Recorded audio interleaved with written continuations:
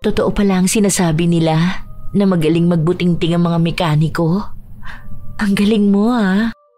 Mas magaling ka. Hindi ko akalain na sobrang wild mo.